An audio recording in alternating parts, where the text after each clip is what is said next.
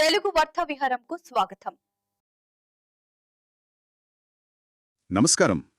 తెలుగు వార్తా విహారానికి స్వాగతం. ఈరోజు మనం smart works coworking spaces limited అంటే SCSL వారి IPO గురించి కొంచెం లోతుగా మాట్లాడుకుందాం. నమస్కారం. అవును, ఈ కంపెనీ ఐపీఓ మీద చాలా చర్చ జరుగుతోంది. మన దగ్గర కొన్ని అనాలిసిస్ రిపోర్ట్స్ ఉన్నాయి కదా. అవును, వాటి ఆధారంగానే ఈ చర్చ. ముఖ్యంగా ఈ IPOలో ఉన్న మంచి చెడులు అంటే అవకాశాలు అపాయాలు రెండూ అర్థం చేసుకోవాలి. సరిగ్గా చెప్పారు. భారతదేశంలో ఈ ఫ్లెక్సిబుల్ వర్క్ స్పేస్ మార్కెట్ పెరుగుతోంది. అందులో ఇదొక ముఖ్యమైన ప్లేయర్. వాళ్ళ గ్రోత్ స్టోరీ బానే ఉంది, కానీ ఫైనాన్షియల్స్ చూస్తే కొన్ని ప్రశ్నలున్నాయి. అవును కదా. సరే, ముందు మంచి విషయాలతో మొదలు పెడదామా? రిపోర్ట్స్ ప్రకారం FY23 నుంచి FY25 మధ్య వాళ్ళ ఆపరేటింగ్ రెవెన్యూ బాగా పెరిగింది. అవును, దాదాపు 39% CAGR అంటున్నారు. అంటే ప్రతి ఏటా సగటున అంత వృద్ధి అనమాట. ఇది చాలా మంచి విషయం. అంతేకాదు, వాళ్ళ EBITDA మార్జిన్ కూడా FY25లో 62.4% ఉంది. అది చాలా ఆకర్షణీయంగా ఉంది కదా. ఖచ్చితంగా. ఆపరేషనల్గా వాళ్ళు చాలా ఎఫిషియెంట్గా ఉన్నారనిపిస్తోంది. ముఖ్యంగా పెద్ద కంపెనీల కోసం ఈ మేనేజ్డ్ క్యాంపస్ మోడల్ మీద ఫోకస్ చేయడం, అది వాళ్ళు స్ట్రాటజీలో భాగం. ఆపరేషనల్గా బావుందంటున్నారు, కానీ మీరిందాకన్నారు కదా ఆర్థికంగా కొన్ని సమస్యలున్నాయని. అవి ఏంటి? అవును, అక్కడే కొంచెం ఆందోళన ఉంది. అంటే FY25లో వాళ్ల నికర నష్టం దాదాపు 63 కోట్లకు పైగా ఉంది. ఓ, అంటే లాభాల్లోకి ఇంకా రాలేదు, పైగా నష్టం పెరిగిందా? అవును, నష్టం పెరిగింది. ఇంకా ముఖ్యమైన విషయమేంటంటే వాళ్ల అప్పులు. మార్చి 2025 నాటికి వాళ్ల డెట్ టు ఈక్విటీ రేషియో చూడండి, 34.6 రెట్లు. 34.6? అది చాలా అంటే చాలా ఎక్కువ కదా. చాలా ఎక్కువ. అంటే కంపెనీ దగ్గరున్న సొంత నిధుల కన్నా దాదాపు 35 రెట్లు ఎక్కువ అప్పుంది.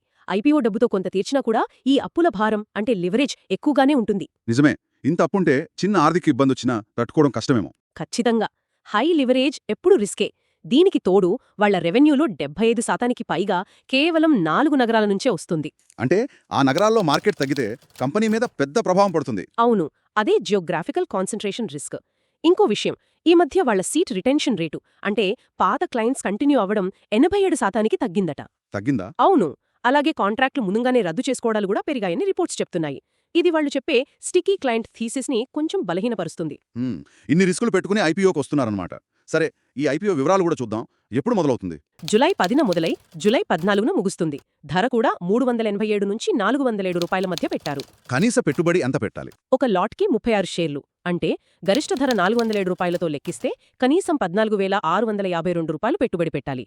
మొత్తం ఇష్యూ సైజ్ 582.56 కోట్లు. అయితే మొదట అనుకున్న దానికన్నా సైజు తగ్గించారని విన్నాను. ఎందుకంటారు? ఏమో, బహుశా మార్కెట్ కండిషన్స్ చూసి తగ్గించి ఉండొచ్చు. లేదా ఇన్వెస్టర్ల నుంచి ఆశించిన స్పందన రాదేమో అని అనుమానం కావచ్చు. దానికి తోడు గ్రే మార్కెట్ ప్రీమియం కూడా చాలా తక్కువగా, కేవలం 6-7% దగ్గరే ఉంది. అంటే లిస్టింగ్ గెయిన్స్ పెద్దగా ఆశించలేమనిపిస్తోంది. మరి వాళ్ళ ప్రాస్పెక్టస్లో అంటే RHPలో ఈ రిస్కుల గురించి ఏమైనా చెప్పారా? చెప్పారు. వాళ్ళ RHPలో ఈ రిస్కులన్నీ ఉన్నాయి. సీట్ రిటెన్షన్ తగ్గడం, ముందస్తు రద్దులు పెరగడం, ఇవన్నీ మెన్షన్ చేశారు. ముఖ్యంగా ఆడిటర్స్ FY23కి ఇచ్చిన క్వాలిఫైడ్ ఒపీనియన్ గురించి కూడా ఉంది. క్వాలిఫైడ్ ఒపీనియన్ అంటే ఆడిటర్లు వాళ్ళ ఫైనాన్షియల్ స్టేట్మెంట్స్ మొత్తం బాగానే ఉన్నాయని ఒప్పుకుంటూనే కొన్ని నిర్దిష్టమైన అంశాల్లో, ఇక్కడ ఆస్తుల నిర్వహణలో లోపాలున్నాయని చెప్పడమన్నమాట. ఇది కూడా ఇన్వెస్టర్లు గమనించాలి. సరే, మరి పోటీ ఎలా ఉంది? ఈ రంగంలో ఆఫీస్ లాంటి కంపెనీలు కూడా ఉన్నాయి కదా. అవును, పోటీ గట్టిగానే ఉంది. ఆఫీస్ ఆల్రెడీ లాభాల్లోకొచ్చింది, అది వాళ్లకు ప్లస్ పాయింట్. కానీ smart works EBITDA margin 62%, office margin 33% కన్నా దాదాపు డబుల్ ఉంది. అంటే ఆపరేషన్స్లో స్మార్ట్ వర్క్స్ బెటర్గా ఉన్నట్టు? అవును, ఆపరేషనల్ ఎఫిషియన్సీ ఎక్కువ. కానీ మార్కెట్ ఈ రోజుల్లో నికర లాభాలకే ఎక్కువ విలువ ఇస్తున్నట్టుంది. వివోక్ ఇండియా కూడా ఉంది. వాళ్ళు నష్టాల్లోనే ఉన్నారు, కానీ రెవెన్యూలో పెద్దవాళ్లు. మరి వాల్యుయేషన్ సంగతేంటే? ధర ఎక్కువగానే ఉందా?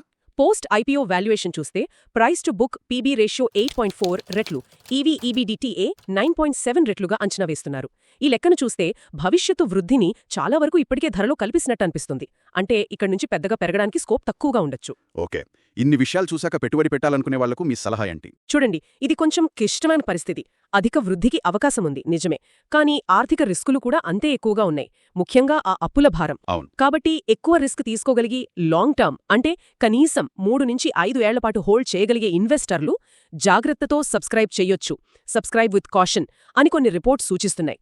కానీ తక్కువ రిస్క్ కోరుకునేవాళ్లు, లిస్టింగ్ గెయిన్స్ ఆశించేవాళ్లు మాత్రం దీనికి దూరంగా ఉండటమే మంచిదేమో. అర్థమైంది. అంటే high risk high growth potential profile అనమాట.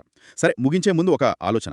ఈ ఆర్థిక లెక్కలు, అప్పులు, ఆడిటర్ల కామెంట్స్ ఇవన్నీ పక్కన పెడితే మీరిందాక చెప్పిన క్లయింట్ స్టికీనెస్ తగ్గడం అనేది, అవును, భవిష్యత్తులో ఈ ఫ్లెక్సిబుల్ వర్క్ స్పేస్ విధానం మారుతున్నప్పుడు వీళ్ళ మేనేజ్డ్ క్యాంపస్ మోడల్ ఎంతవరకు నిలబడుతుంది?